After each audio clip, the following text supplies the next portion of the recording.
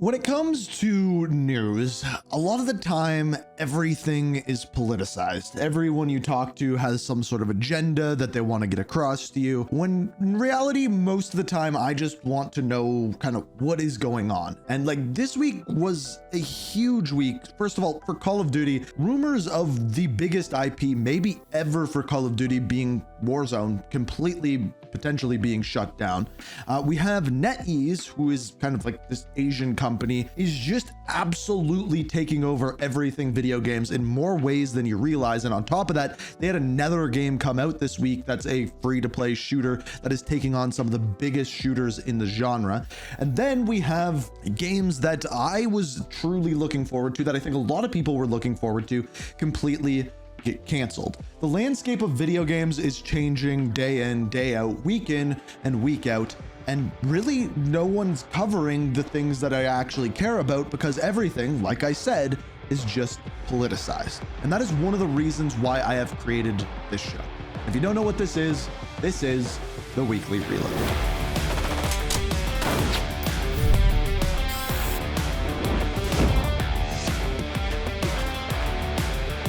This is the series where I like to dive into everything video games. Sometimes we throw in some other things, some pop culture, but I just want to get through the news, tell you what's going on in the world of video games, and specifically what is going on with first-person shooters and Call of Duty. But the first thing this week has nothing to do with Call of Duty. It actually has to do with Ubisoft. As we know, Ubisoft has been up creek without a paddle for a very long time, and it seems like their entire publishing studio is dependent on one thing and one thing alone. That is, of course, Assassin's Creed Shadows. And as of late, we've talked about it, the game essentially completely got leaked. People already have copies of the game. There's been people streaming it, putting up gameplay, and of course, because of that, it's been getting taken down. But one of the things that people have figured out is exactly how long the game is. And from a direct statement from Ubisoft, we have found out that Assassin's Creed Shadows, if you're just completing the main campaign, is about 30 to 40 hours long. Whereas if you do complete everything, discover everything, it is going to be somewhere between 60 to 80 hours long.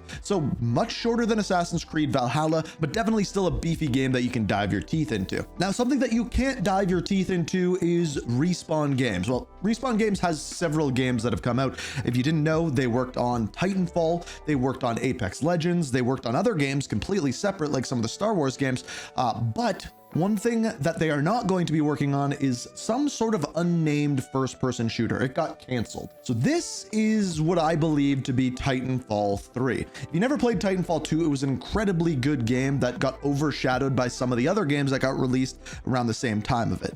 Now, one thing that's interesting about this is the person who founded Respawn Games is Vince Zampella. He is the guy that essentially created Modern Warfare 2 and a bunch of the Call of Duty IPs, then went to EA, created Respawn, created Titanfall, created Apex Legends, and now he is the head person heading out Battlefield.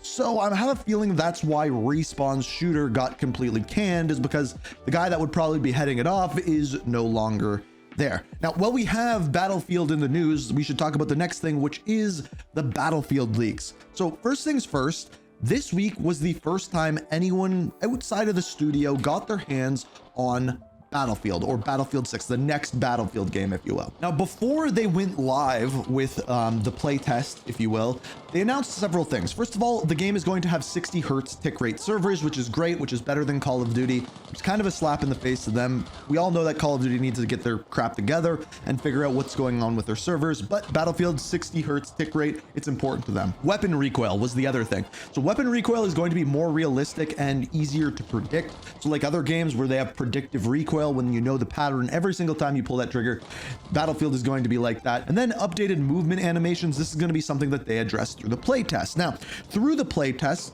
they got leaked. Of course, because people got their hands on the game, they were streaming it on Discord, streaming it on Twitch, and putting gameplay up on YouTube, Twitter, things along those lines. So if you're anyone on the internet, you can go just look it up. You can find gameplay of it. And the way that I would describe this is it is an urban environment that is dense with buildings, not a lot of open areas. Tanks are there, destructible environments, most reminiscent of Battlefield 4. So if you think Battlefield 4, think this game with really dense environments. it was clear that this was a very early build, like pre-alpha build of the game. There were some things that weren't rendering in, like some parts of the weapon, some things on walls. It was an early build, but they said specifically they wanted to test for weapon recoil feel and movement feel, and they're going to adjust things after every playtest. In other words, we're going to get a lot more information leaked about Battlefield, as well as a lot more gameplay leaked. And I don't know whether that's on purpose, because anytime you do a playtest like this behind NDAs, it's gonna get leaked. Now, speaking of the opposite of leaks, let's dive into Call of Duty this week. So first things first, everyone knows this, Season 3 got delayed. Season 3 of Warzone Black Ops 6 was supposed to come out on March the 20th. It is now delayed until April 3rd. Now, when this happened, essentially everyone is like, what is going on here? Why are things getting delayed? Things must not be going very well back at the studio. And we all know Verdansk is supposed to be coming out with Season 3. So rumors are things are not ready. They need to get things in shape before they launch this, because if this doesn't go well, it might be the end of Warzone. Well, Ghost of Hope hopped in with the leaks and said this about Call of Duty 2026. First of all, there is no old gen support. That is going to be the first game where there is no old gen support. It's all on the new things, and the game's being developed on the next gen Xbox kits, whatever that may be called, whatever that may be. They're building a traditional UI, so in other words, menus like older Call of Duty games. The engine is being overhauled to address problems that the Modern Warfare 2 engine addressed, and if Verdansk cannot hold a player base, there will be no Warzone 3. In other words, we might be getting close to the end of Warzone, as it's no longer holding its player base. Now, I would put this on, and I know that every week we have a tinfoil hat theory, but I don't think that this deserves this, because this is just a guaranteed thing. I think everyone knows at this point. I think it's clear that the success of Warzone isn't going to be dependent on Verdansk. We all know when Verdansk comes out, there's going to be a huge boom of players immediately. But what we don't know is how long those players are going to stay, and that is a part of the thing that needs to happen. Now, because of this, if they do not fix things like an anti-cheat or their servers, as we mentioned with Battlefield, they're not going to retain players. And people like Tim the Tatman have come out and said, new games have come out. I'm enjoying Marvel Rivals. I'm not going to go back and play a game that I know is going to be broken. We have other people like Nadeshot saying this. The first opportunity to bring a lot of players back to Call of Duty to like sign on for the first time in months or years, just for the nostalgia factor. I mean, we've seen every game do it, right? Like, Fortnite has brought back Season 1 and Tilted Towers a million times. You've had other games bring back some of the most beloved modes and maps. And Call of Duty's done that too before, but Verdansk's coming back for the first time in a long time. Floating loot, great. 150 player count, great. They're obviously trying to make sure that people have fun when they get back. But I think the issue is still going to be the hacking and the cheating situation, bro. I mean, all these good things that they're doing are kind of null and void if you get on and you can't play a real game of Call of Duty, a fair game of Call of Duty. So we'll see, man. I don't know.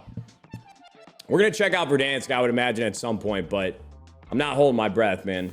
I think for a lot of professional players, big streamers, one of the biggest things is just simply anti-cheat, and knowing that the game you're playing is actually legit and you don't have to worry about if someone beams you across the map. You can just know that they're good and not that they're using some sort of cheats. If these things are not fixed, the game will not succeed. And I'm waiting to see over the next little while if that happens. And people are alarmed because with Verdansk getting delayed, and then on top of that, Activision putting job postings out, which are for people to work on kernel level anti-cheat, there's not going to be a fix anytime soon. And there might be. I'm waiting to see over the next couple weeks if they announce that before the launch of Season 3. But I'm worried with the posting for jobs just now, we might be months or even years away from them actually fixing this problem, which is terrifying. Now, speaking of the future of Call of Duty, one of the things that they did this week was put out a bunch of promo images for Call of Duty games that don't exist and are created from AI.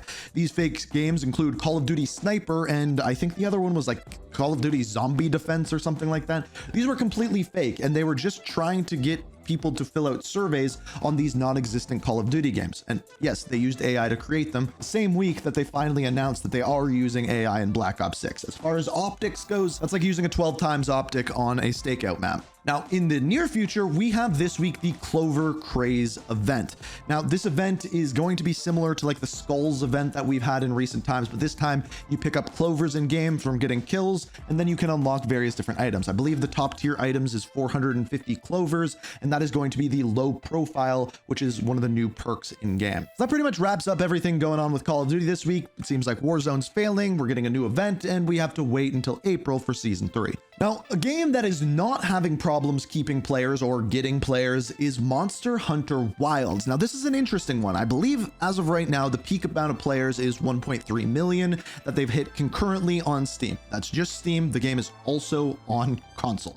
It is a huge game. It sold 8 million copies in the first week, and that's just the first week. But the problem is Steam reviews have been mixed. Apparently this game is running nearly perfectly on consoles, however on PC is running into a myriad of problems. But this just goes to show if you release a game on PC that's not fully optimized, it can still sell gangbusters, which is absolutely mind-blowing to me. And basically what this comes down to, the problem with this is if you don't have a brand new rig, if your PC isn't up to snuff, if you will, it does not run well on older PCs because that thing is going to overheat, get extremely hot, and just simply not be able to run the game very well. Now, another thing that I guess you could say is kind of Call of Duty is NetEase. So NetEase is the company behind Marvel Rivals. NetEase is the company behind a shooter that actually came out this week by the name of Fragpunk. I dove into this game over on the second channel. It is essentially Valorant meets Counter-Strike meets a card game meets Overwatch. So it's like a hero shooter with cards where your main game mode is like planting the bomb from Counter-Strike. It's a very confusing game to get into, but it plays pretty well. It is free to play, so you can definitely go check it out. There's no announcement as of yet as to whether this game will be coming to console. I've heard times as soon as 2 months from now, and I've heard times as soon as it's never coming to console. But yeah, it's free to play, and if you want to check it out, it's super easy to hop into and grind. But what I would say about this one is it absolutely does feel like a free to play game. Just the way that the menus work and everything like that. I think you'll see what I mean. But that being said, at times, I've said this before, Call of Duty also feels like a free-to-play game. Now, the other weird thing is that NetEase is also back in charge of distributing games for Blizzard. Now, this is super weird for many reasons. First of all, back in the day when Bobby Kotick had his thing going on with Activision, essentially he broke things off with NetEase. Now, after they kind of reworked things with Microsoft being in the helm, they worked things out. In China, NetEase is now distributing Blizzard games back there. So yeah, the people who made Marvel Rivals, the people that killed Overwatch are now distributing Overwatch in China. It's a whole weird thing, but needless to say, NetEase is doing very, very well for themselves. Now, as far as announcements this week, first off, we had Tony Hawk Pro Skater 3 and 4 Remastered. This one is coming out on July 11th. Of course, Activision is the one behind this. The interesting thing about this one is they're going to have a bunch of crossovers, specifically with Doom. So we may see other crossovers with other Xbox IPs. We could see Call of Duty and Tony Hawk. We could see Halo, and the options are endless as far as this goes. Now, other games that are coming out this week is one that I find very, very strange is Midnight Murder Club. Essentially, this one is a first-person shooter where you're armed with a flashlight and a revolver, and you go into this mansion and you get in fights. There's traps everywhere, mysteries to be found. But the cool thing about this game, it's coming out on March 13th, is that if you buy one copy of this game, essentially you can give out 5 copies to your friends. I'm not exactly sure how it works, but it sounds like a good deal. Speaking of good deals, we'll get into another one in a second. The other game coming out this week is on March 14th, which is WWE 2K25. Now, this one is interesting. They have a brand new kind of online mode called, I believe it's called The Island, which looks very, very interesting. Personally, I haven't played a WWE game in probably 15 plus years, but this one with the island and the kind of systems that they're making for online seems actually intuitive, and like they're making some pretty big changes this year. And as we know, 2K is having a crazy year because the people behind them, we also have GTA going on, which, by the way, when are we ever getting trailer 2 for that? It's gotta be sometime soon. Now, the final thing that came out this week is a potential game of the year. Again, this is one that I played over on the second channel, Ink TV. You can check that out down below. But this is Split Fiction. This game is incredible. I'm just gonna say it right now. It has, I believe, a 90 plus on OpenCritic. It's up there with games like Monster Hunter Wilds and Kingdom Come Deliverance 2 as far as critic rating goes, but there's so much to come out of this game. First of all, storytelling wise, the story is pretty good, but where this game just knocks it out of the park is gameplay. It seems like every 5 minutes you play this game, it introduces a new gameplay element, a new mission, a new way of playing the game, and it's like a 12 plus hour long campaign of just constantly new gameplay. The other cool thing about this game is it's a co-op game. You have to play it with a friend, but if you buy a copy of it, you can just get your friend to download the game and play it alongside of you. As long as one of you owns the game, you can play it with someone else, which is super consumer friendly and something that EA is certainly not known for, which is literally the publisher of this game, which is crazy. And on top of that, the head developer of this game put out a statement earlier this week, literally saying none of his games will ever have microtransactions. No loot boxes, no marks, and no bull.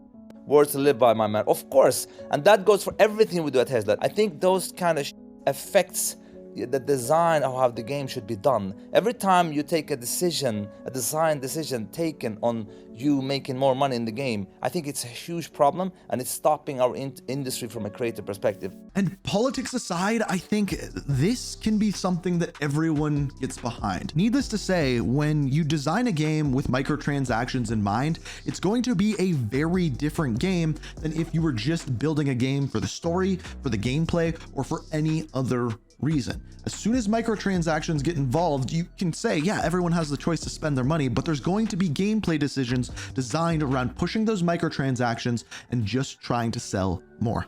Look at the game that probably most of you are here for, Call of Duty.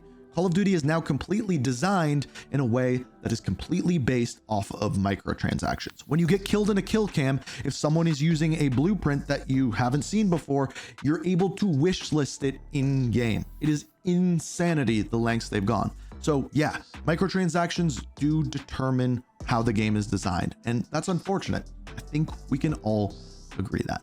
But that has been the news this week. If you guys enjoy the series, be sure to hit that like button, subscribe to the channel. We got one of these every single Sunday. So thanks for coming out, and until next time, peace.